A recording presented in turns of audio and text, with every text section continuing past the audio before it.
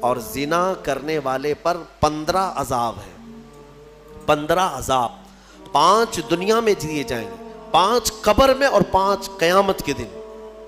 5 جو دنیا میں دیے جائیں گے وہی سخت ہیں کہ اس کے چہرے کا نور ختم کر دیا جائے گا، اس کا رزق ہٹا دیا جائے گا، اس کی اولاد سے صالح اولاد ختم کر دی جائے گی، نسل خراب ہو جائے گی۔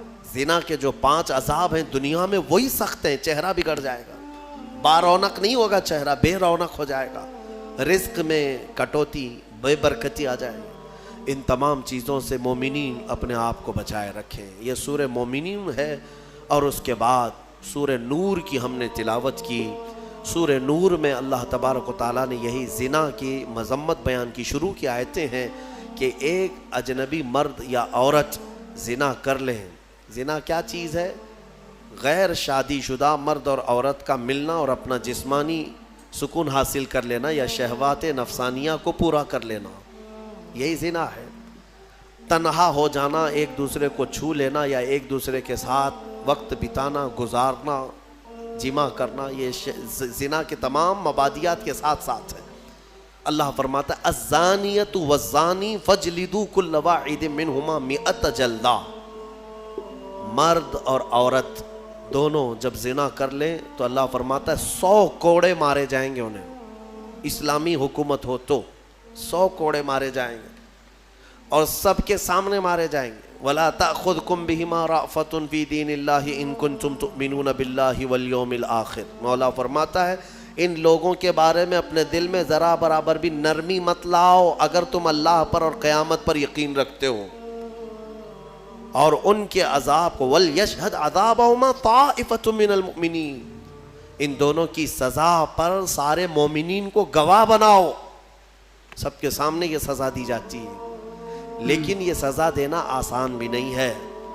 کوئی آ کر کے ایرا غیرہ بول دیا کہ فلاں زنا کر رہے تھے تو قاضی صاحب فوراً کوڑے مروا دیں گے یا سنسار کر دیں گے، ایسا نہیں ہے۔ 4 گواہ کا ہونا ضروری ہے، جنہوں نے ایسا دیکھا ہو جیسے سوئی میں دھاگا پیروتے ہوئے دیکھا ہو، اور چاروں جو ہے وہ شرعی گواہ ہو، ہاں تب جا کر کے یہ زنا کا ثبوت ہوتا ہے، پھر اس کے اوپر سزائیں ہوتی ہیں۔ بہرحال یہ ایک بھیانک جرم ہے، اللہ تعالیٰ اس سے ہماری حفاظت فرمائے۔ اس میں آیت افک ہے۔ حضرت ام المومنین عائشہ صدیقہ رضی اللہ تعالیٰ عنہ پر بعض منافقین نے الزام لگایا تھا۔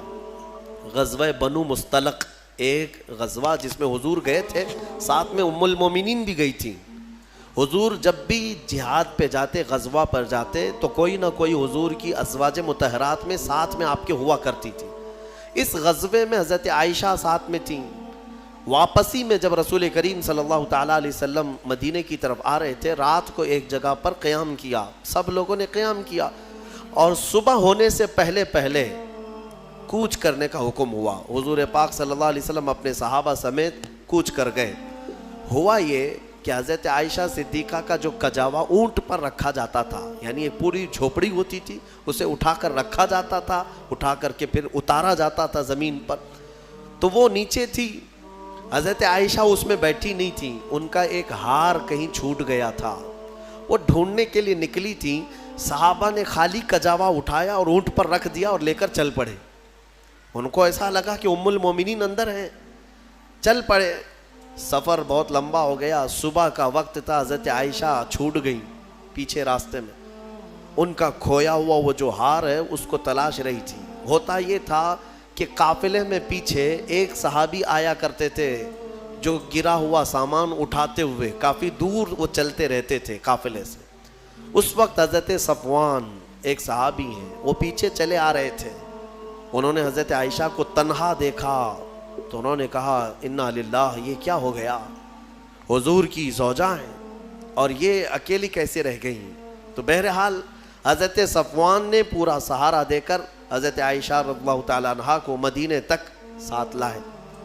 مدینے جب پہنچے تو منافقین نے اتنی بات پر الزام لگانا شروع کر دیا، رسول اللہ کی زوجہ عائشہ کسی اور کے ساتھ تنہا چلی گئی تھی، معاذ اللہ۔ یہ بھیانک الزام تھا، تہمت، اس کے گناہ، یہ بھی اس کے بھی حدود آئے ہیں قرآن میں۔ اگر کسی مومن پر یا مومنہ پر آپ نے تہمت لگائی اور ثبوت نہیں لا سکے تو 80 کوڑے مارے جائیں گے اور پھر زندگی بھر کبھی اس کی گواہی قبول نہیں کی جائے گی۔ وہ مردود الشہداء کہلائے گا، الزام لگانے والا، تہمت لگانے والا کسی پر۔ یاد رکھو آسان نہیں ہے کسی کے بھی بارے میں کچھ بھی تہمت لگا دینا، بہت بڑا گناہ ہے، بہت بڑا گناہ ہے تہمت لگانا۔ یہاں ایسی بیٹھے اٹھے نہ جانے کتنے بھیانک گناہوں کی تہمت کئی لوگوں پر لگا دیتے ہیں، ایسا ہے ویسا ہے، قیامت کے دن پکڑ ہوگی۔ حضرت عائشہ صدیقہ رضی اللہ تعالیٰ عنہ پر جو تہمت لگائی تھی، یہ کنٹینیو 1 مہینے تک معاملات مدینے میں چلتے رہے۔ حضرت عائشہ اپنے میکے چلی گئی تھی حضرت ابوبکر کے گھر، حضور پاک صلی اللہ تعالیٰ علیہ وسلم انتظار کر رہے تھے کہ میرا رب کیا فرمائے گا، وہی کیا آئے گی، لیکن یہ امتحان کی گھڑی تھی۔ حضور پاک صلی اللہ تعالیٰ علیہ وسلم صحابہ کو بلاتے اور پوچھتے تمہارا میرے گھر والوں کے بارے میں کیا خیال ہے، میری زوجہ کے بارے میں کیا خیال ہے۔ جو عشق والے تھے انہوں نے عشق کی بولیاں بولی۔ حضرت عمر سے بلایا، پوچھا حضور نے تم کیا کہتے ہو؟ حضرت عمر نے کہا یا رسول اللہ صلی اللہ علیہ وسلم، جب رب تبارک و تعالیٰ نے آپ کے جسم پر مکھی کو پسند نہیں فرمایا تو آپ کی ازواج مطہرہ میں بدکار عورت کو کیسے پسند فرما سکتا ہے؟ یقیناً آپ کا گھر پاک ہے، اللہ تعالیٰ نے آیت تطہیر میں فرما دیا کہ محبوب ہم نے آپ کے گھر کو ہر برائی سے پاک رکھا۔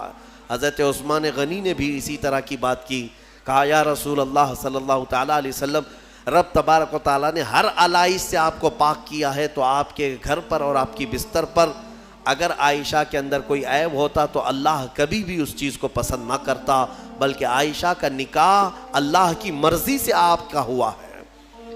یہ چیزیں ہوتی رہیں، پھر 1 مہینے کے بعد اسی سورہ نور میں وہ آیت نازل ہو گئی۔ رب تبارک و تعالیٰ نے ام المومنین عائشہ صدیقہ کی پاکی بیان فرما دی، اللہ نے بیان فرمائی۔ اب اندازہ کرو یہ حضرت عائشہ وہ تنہا زوجہ ہیں میرے آقا کی جن کی پاکی مولا نے بیان کر دی قرآن میں، اور قیامت تک کروڑوں مسلمان ماں عائشہ صدیقہ کی پاکی تلاوت کرتے رہیں گے۔ ہاں، حضرت عائشہ کی پاکی کی تلاوت ہوتی رہے گی، قیامت تک ہوتی رہے گی۔ عزیزان گرامی، یہ آیت عفق بھی سورہ نور میں نازل ہوئی، تو چند آیتیں عرض کر کے میں اپنی گفتگو کو سمیٹتا ہوں۔ اللہ تعالیٰ نے فرمایا اے ایمان والو کسی کے گھر جاؤ، اللہ تعالیٰ فرماتا ہے یا ایھا الذین آمنوا لا تدخلوا بیوتا غیر بیوتکم حتی تستأنسوا، اپنے گھر کے علاوہ کسی دوسرے کے گھر میں جا رہے ہو تو سلام کر لو پہلے۔ ہاں، سلام کر لو، سلام کر کے گھر میں داخل ہونا ضروری ہے۔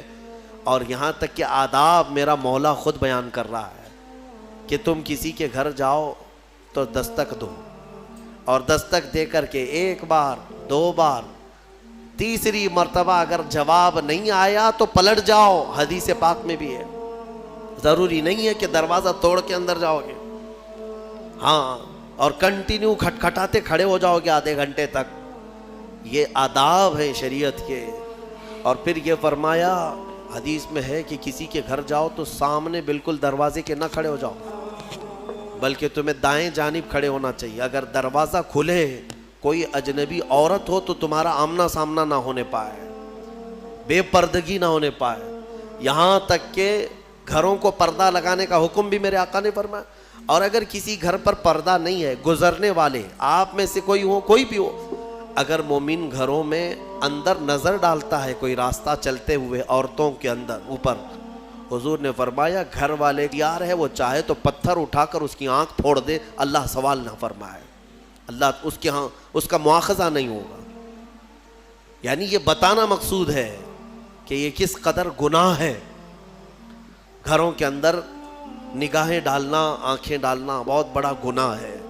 اور یہی چیز اللہ تعالیٰ قرآن میں فرماتا ہے کہ کسی گھر جاؤ، کسی کے گھر جاؤ، اور اگر تمہیں لوٹ جانے کا حکم دیا جائے تو لوٹ جاؤ۔ یہاں سے میں ایک اس سے تفریح کرتے ہوئے ایک بات یہ بھی عرض کر دوں، کسی کو فون کرتے بھی ہو تو کچھ لوگ جو ہے ایک بار میں 10 20 بار اس کو کال کرتے ہی رہتے ہیں کنٹینیو، یہ بھی آداب میں سے ہے۔ 2-3 مرتبہ اگر تمہیں جواب نہ ملے تو رک جاؤ، تمہیں یہ تو پتہ نہیں کہ وہ کس حالت میں ہے، نماز پڑھ رہا ہے، کھانا کھا رہا ہے، واش روم میں ہے, بیت الخلاء میں ہے, تم کو تو ایسا لگتا ہے کہ ہمیشہ تمہارے وہ سیوا کے لیے بیٹھا ہی ہے, اٹھا ہی لینا چاہیے.